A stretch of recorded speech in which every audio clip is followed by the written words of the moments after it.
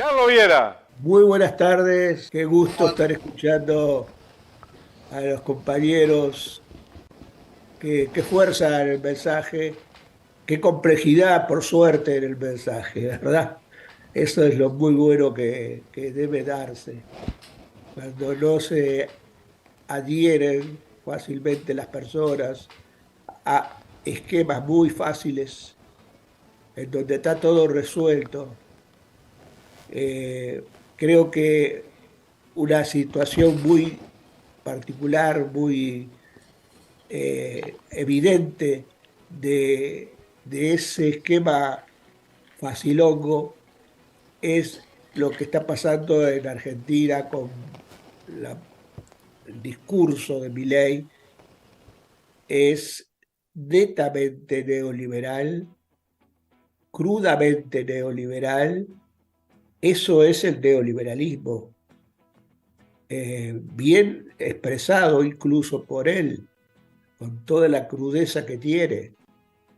Eh, Suscita que haya lucha ideológica y quizás lo que de alguna manera no existe es eso, lucha ideológica.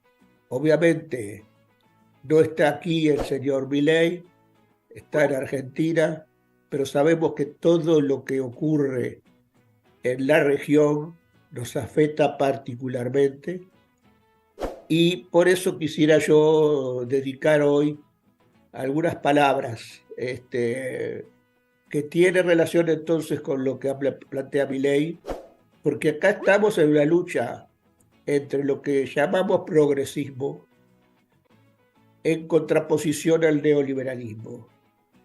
Allá se está en una lucha entre lo que llaman kirchnerismo y antikirchnerismo.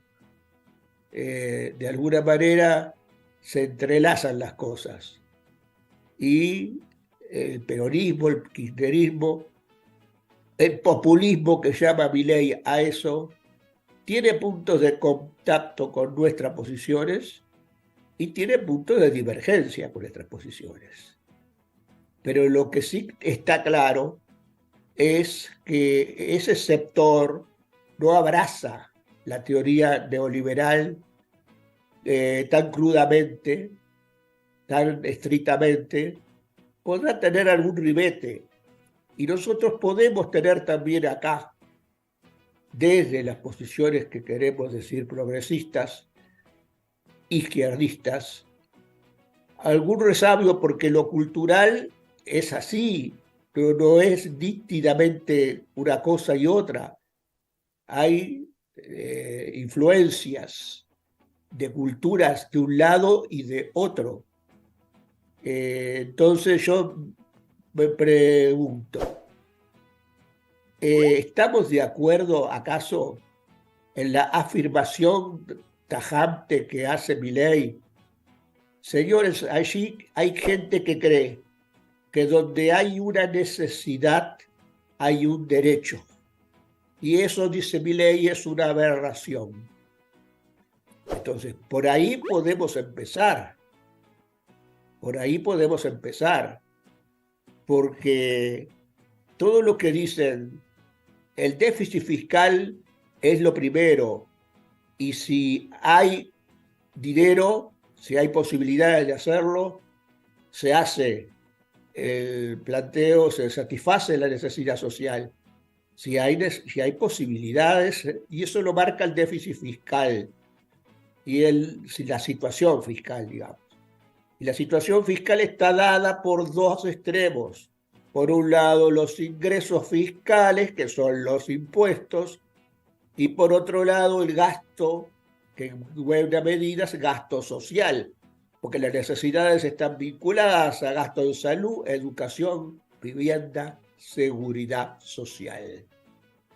Y bueno, por allí entonces, quienes dicen no hay que poner más impuestos, los impuestos son negativos, los impuestos son parte del problema, porque ponerle impuestos a los que tienen más, como se alega desde el área no neoliberal, que los que tienen más, el gran discurso primario de Tabaré Vázquez, que pague más el que tiene más. Quienes dicen eso, afirman los neoliberales, están alterando la mejor circulación de los recursos productivos, porque he aquí que los que tienen más son los que invierten, son los más oro, y si ellos invierten todo, la felicidad pública va a ser para todos. Todos vamos a mejorar porque la inversión trae empleo y cuanto más empleo, más salario.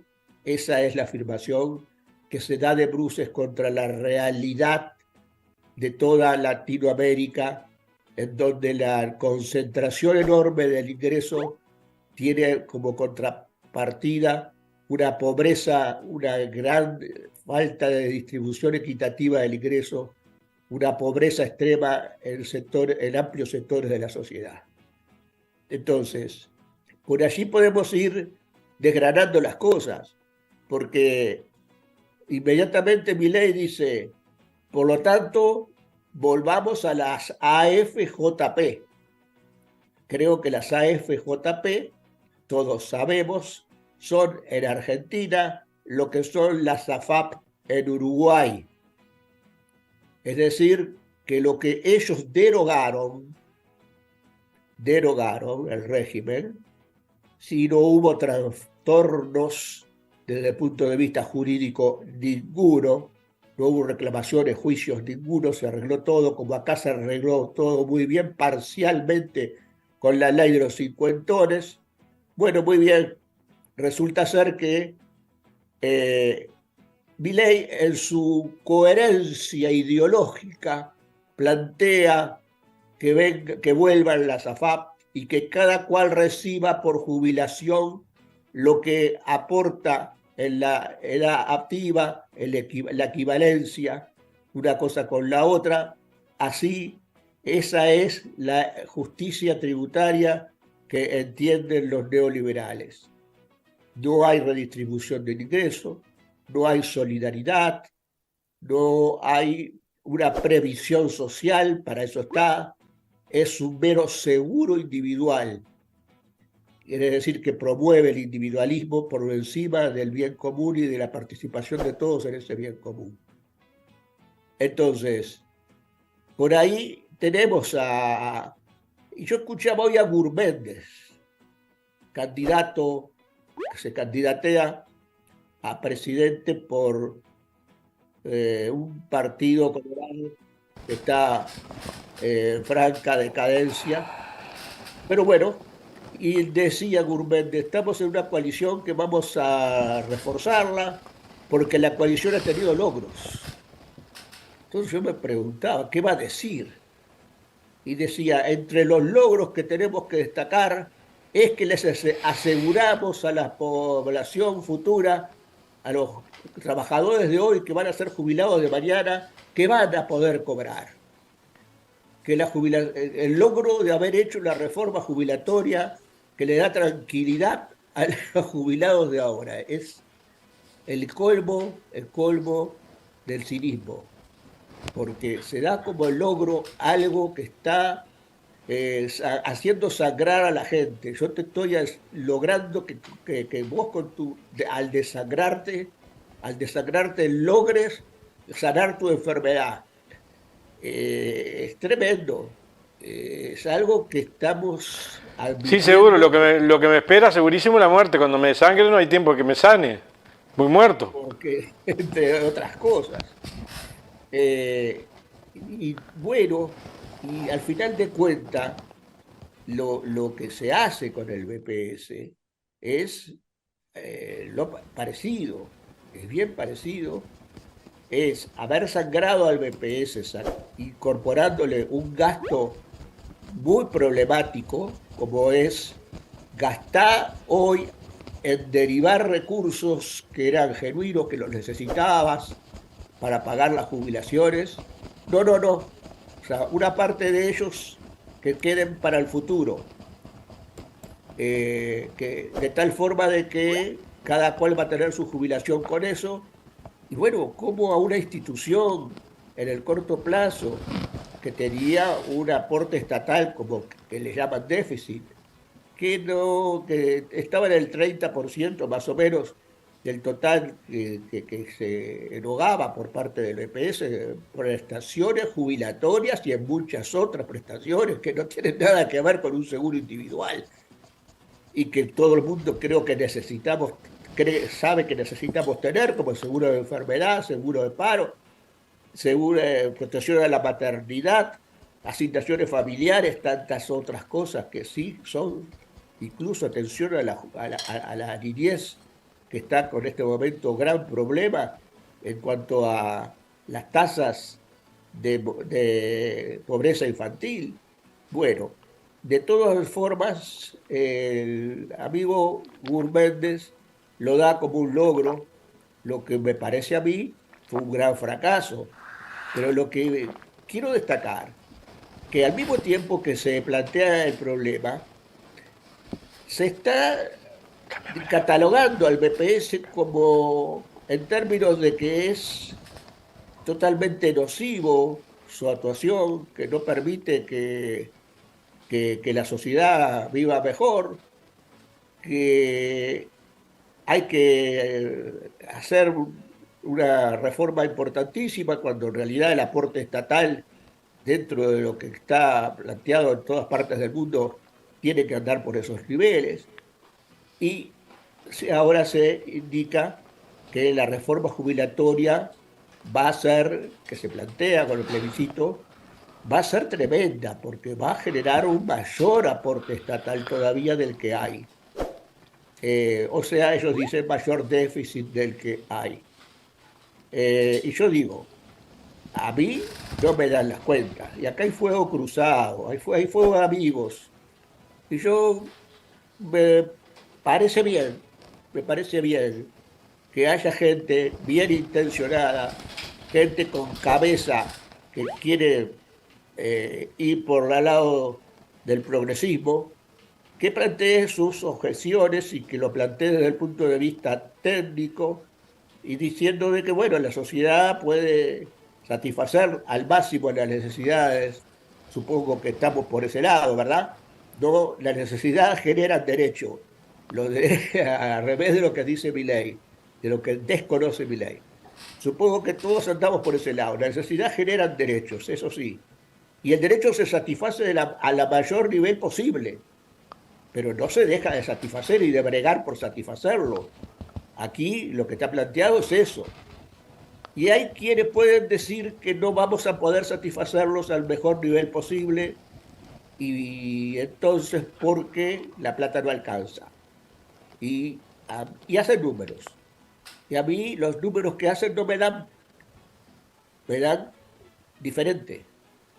Y yo tengo todo el derecho de objetar técnicamente a los que objetan técnicamente la reforma diciendo de que estará bien intencionada, pero los trabajadores no tienen cabeza de economistas y que entonces no van a poder llegar a los logros que ellos plantean porque en definitiva se van a dar contra una pared porque la economía tiene sus leyes.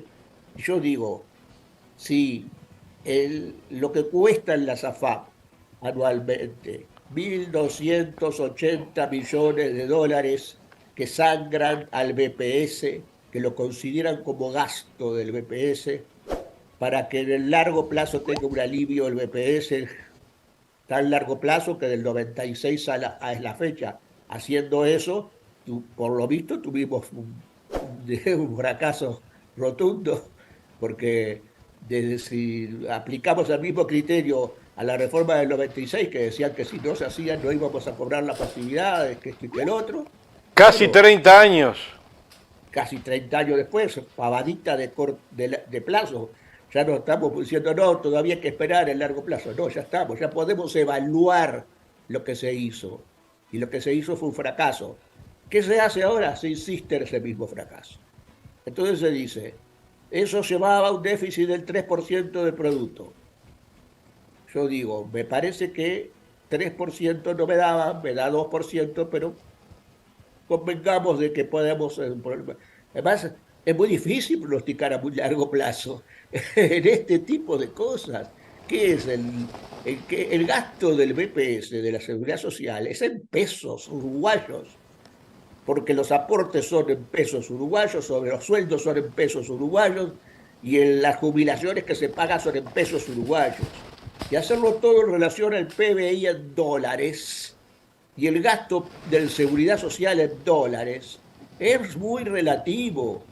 Y las inversiones de las AFAP en dólares, cuando se practicó políticas de atraso cambiario para contener la inflación, las tales inversiones obviamente no daban, ni dieron, ni podían dar.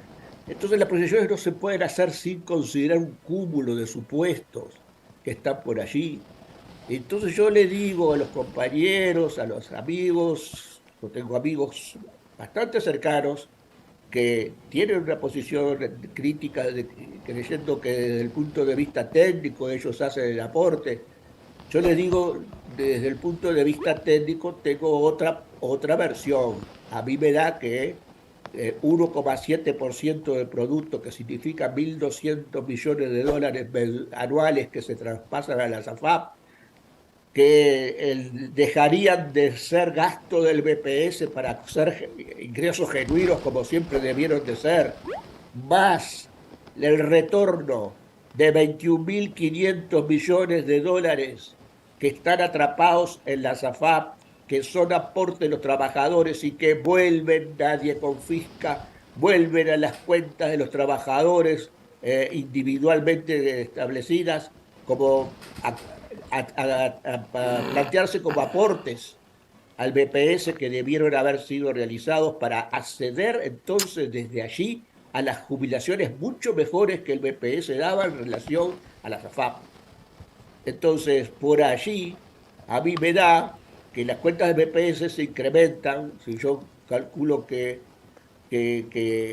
cada punto del producto son como 700 millones de dólares. Bueno, yo me da que 21.500 millones de dólares me dan para diferir, incluso recogiendo a lo largo de 20 años 1,5% del Producto Bruto Interno. Lo cual me da que yo tengo una mejora del 3,2% del Producto Bruto Interno con la reforma planteada. Y me va a dar, sí, por allí, que va a haber un gasto mayor porque la jubilación mínima básica se aumenta con la reforma planteada. Me va a dar un mayor gasto, que también lo evalúo en 1,5% del producto, y también evalúo que si se quiere reducir el aporte estatal, no se va a poder reducir, que está bien, pero que está en el 2,5% del producto. Entonces, si es así, si es así, yo digo, estamos planteando que no, por razones técnicas, a una reforma, por entonces, en todo caso, algo cercano a 1% del producto. Yo creo que cuando eso se plantea, yo me quedo por el lado de la necesidad. La necesidad genera el derecho. El derecho no puede decirse que no por tan solo 1% del producto. Y además, a lo largo de 20 años, ¿cuántas políticas nuevas pues se pueden hacer en 20 años para subsanar en todo caso alguna pequeña diferencia que hay? Y sin perjuicio de que el aporte estatal tiene que estar y no considerarse una cosa gravosa para la sociedad. Es algo, lo que tiene que hacerse es, obviamente, es aceptar los recursos de los que tienen más, y eso no significa de ninguna manera una merma en la evolución económica de la sociedad. Significa una mayor intervención estatal. La mayor intervención estatal es la que fija políticas. Está claro que el mercado por sí solo lo que hace es agrandar la riqueza de los que tienen más. Y la libertad programada, proclamada por Milei en el mercado, libertad le pone a su nombre, a su grupo, libertad para todo, es la libertad del zorro en el gallinero. Ahí esa es la libertad, como si no existieran relaciones de poder en el mercado. Y por último, entonces, un mensaje a mi amigo Gabriel Odone, gran amigo, ¿eh? Trabajé con él 10 años. Le digo, se equivoca. Él dice, no quiero que se afecte el salario mínimo nacional, que se lo metan en el lío. El salario mínimo nacional, es loable que lo diga, fue mecanismo, válvula de escape, porque no lo ajustaban al alza, y en determinado momento lo ajustaron al alza, tuvo que venir el Frente Amplio para ajustarlo al alza, al salario mínimo nacional. Hasta ahí, de acuerdo con él.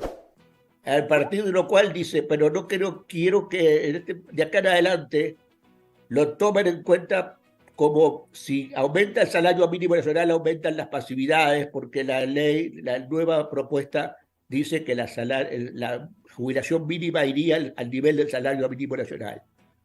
Entonces yo le digo, está bien la preocupación, comparto la preocupación, pero compañero, hay un error. De aquí el salario mínimo nacional es la única referencia para decir las jubilaciones van a ese nivel. Y de allí en más no van por el salario mínimo nacional y por lo tanto no sería válvula de ajuste diciendo que ellos quieren que vaya por allí, pero yo les bajo el salario mínimo nacional y les desvirtúo totalmente el planteo. No van por allí, sino que las jubilaciones en la propuesta van por el índice medio de salarios, ajustan por el índice medio de salarios del sector público, de los trabajadores del sector público. Y quien además plantea, es un error llevar la jubilación básica al salario mínimo nacional, porque en definitiva el salario, la gente, los trabajadores que están cobrando el salario mínimo nacional no cobran 100, cobran 85, sí, 85 porque tienen un 15% de descuento, mientras que los jubilados cobrarían 100. Muy bien, otra vez interesante la preocupación, pero equivocada, porque aquí que los que cobran salario mínimo nacional cobran su salario, su vacacional y su remuneración por jubilación, ¿cómo se llama? El vacacional y el aguinaldo anual. De manera que el aguinaldo es un 8,33, el vacacional es un 17 y pico. Por ahí estamos en un 15% de mejora que tienen los...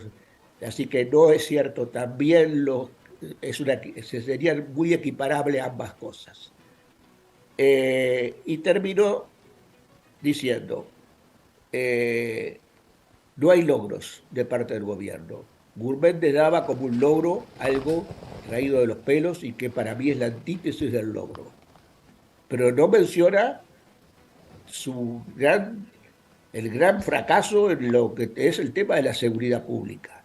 No menciona el papelón que se hizo con las tarifas.